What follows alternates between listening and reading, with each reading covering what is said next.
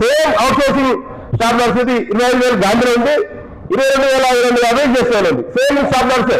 నేను ఒకరితో చెప్తున్నాను, ఇంకా అన్నీ సేమ్ అదే పరిస్థితి. ఈవెన్ లాస్ట్ జీవో నెంబర్ 60లో ఉన్నటువంటి 3 కేటగిరీలు, అప్పటిదాకా కనుక 4 కేటగిరీలు, అంతకుముందు 4 కేటగిరీలు 3 కేటగిరీలు చేశారు. 3 కేటగిరీలు కూడా కనీసం బేసిక్ అనే పదం ఎక్కడ లేదు. ఎంత వివక్ష అంటే సరే, మనం నిజంగా అవుట్ సోర్సింగ్ ఉద్యోగిని రెగ్యులర్ ఉద్యోగి యొక్క బేసిక్ ఇవ్వాలి, ప్లస్ రెగ్యులర్ ఉద్యోగి ప్లేస్ మనం తీసుకున్నాం. మళ్ళీ సేమ్ క్వాలిఫికేషన్స్ సరే, కొద్దిమంది పోస్ట్ క్లాసులకు లేకపోతే ఎవరన్నా ఉంటాయి, కానీ అందరికీ ఏ పోస్ట్ తీసుకున్నా కూడా అందరికీ సేమ్ పోస్ట్ ప్రకారం క్వాలిఫికేషన్ ప్రకారం తీసుకున్నాం.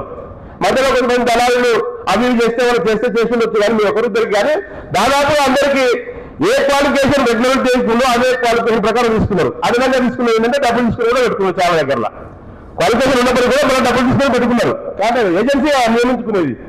అట్లా పెట్టుకున్నటువంటి ఉద్యోగుల్ని ప్రభుత్వం దానికి ఒక చిత్తశుద్ధి లేకపోవడం వల్ల, దానికి కరెక్ట్ ఆలోచన లేకపోవడం వల్ల తీవ్రంగా దాదాపు 5 లక్షలు ఓన్లీ స్టేట్ గవర్నమెంట్ పరిధిలో పనిచేస్తున్నటువంటి వాళ్ళు 5 లక్షలు రాకున్నారు. ఇంకా స్టేట్ గవర్నమెంట్ ఇంకా మీ ఇప్పుడు వచ్చిన పోర్టల్లో కలిపి వాళ్ళు చాలా మంది ఉన్నారు.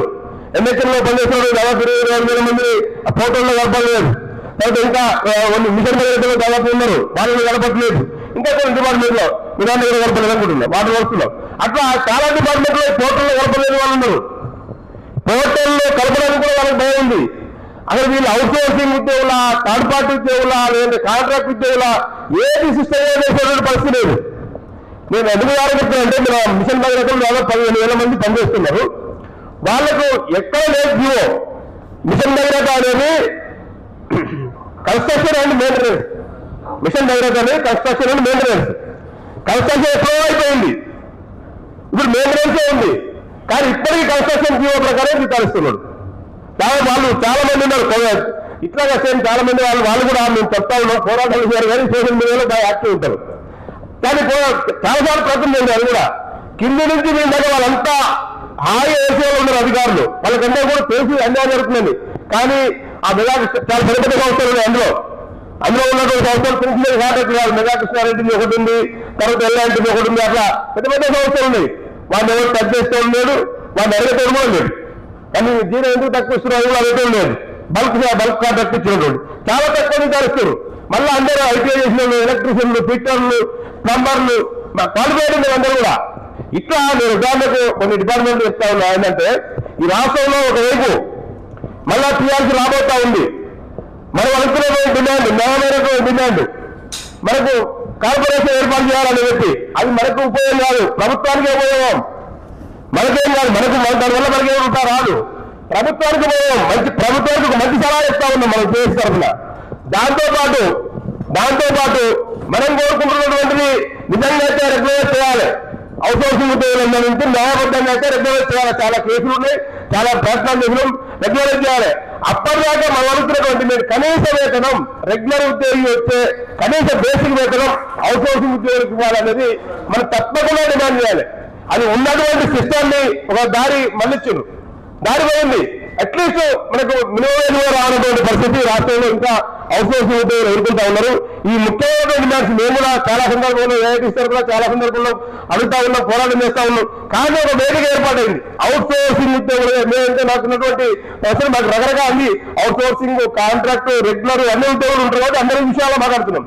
స్పెసిఫిక్ గా అవుట్ సోర్సింగ్ ఉద్యోగుల కోసం ఒక ప్రయత్నం, ఒక వేదిక ఏర్పాటై నడుస్తూ ఉంది. కాబట్టి మేము అభినందిస్తూ, దీని ద్వారా ప్రభుత్వానికి ఎంత అన్యాయం జరుగుతూ ఉంది, అవుట్ సోర్సింగ్ రంగంలో పనిచేస్తున్నటువంటి ఉద్యోగులకు ఎంత అన్యాయం జరుగుతుంది. ఒకవైపు ఇంకా చాలా సందర్భాలు, ఇప్పుడు కాంటైనర్ జనవరి 1కు ఏజెన్సీకి కాంట్రాక్ట్ ఇచ్చిండు. 4 ఏజెన్సీలు, 5 ఏజెన్సీలకు 3 ఏజెన్సీలు బ్రేకప్ చేసినాయి, 2 ఏజెన్సీలు నేను తీసుకోవాలి ఈఎస్ఐ హాస్పిటల్లో.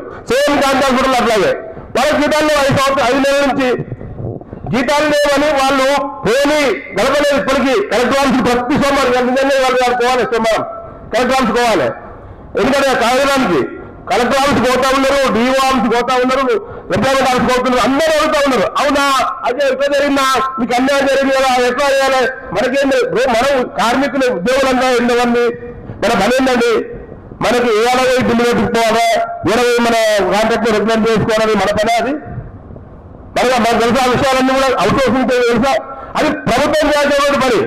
ప్రభుత్వం చేయాల్సిన పని కూడా చేయకుండా మనకు బిల్లు రాలేదు, మీ బిల్లు అలా పెట్టలేదు, మీరు పోయి కలెక్టర్ ఆల్చుకోండి, మీరు డిఓ ఆల్చుకోండి, ఇట్లాంటివన్నీ సలహాలు చేస్తారు. ఇట్లా తిరుగుతూ ఉన్నారు. అంటే ఇంకా కూడా ఇప్పటికి కూడా ఒక స్పష్టమైనటువంటి అవగాహన రాష్ట్ర ప్రభుత్వం ఇంకా రాలేదు. మనం గట్టిగా ప్రయత్నం చేయడం ద్వారానే రాష్ట్ర ప్రభుత్వానికి కనీసం అవగాహన, ఇది అన్యాయం జరుగుతుంది, న్యాయం చేస్తారా లేదా తర్వాత అంశం. అట్లీస్ట్ వీళ్ళకి అన్యాయం జరుగుతున్న విషయాలన్నా రాష్ట్ర ప్రభుత్వానికి తీసుకుపోవాలంటే ఖచ్చితంగా మనందరూ ఐక్యంగా ఉండాలి, గట్టిగా పోరాటం చేయాలా. తద్వారా మాత్రం కొన్ని విషయాలు రాష్ట్ర ప్రభుత్వానికి తెలియజేయడానికి ఆస్కారం ఉంటుందని చెప్పి తెలియజేస్తూ ఈ పోరాటంలో, ఎందుకంటే నేను ఏఐటీసీకి రాష్ట్ర ప్రధాన కార్యదర్శి అయినా కూడా నేను చూస్తున్నదంతా ఒక్క అవుట్సోర్సింగ్ ఉద్యోగుల్ని, కాంట్రాక్ట్ ఉద్యోగులు ఎవరు లేరు ఇప్పుడు ప్రజెంట్.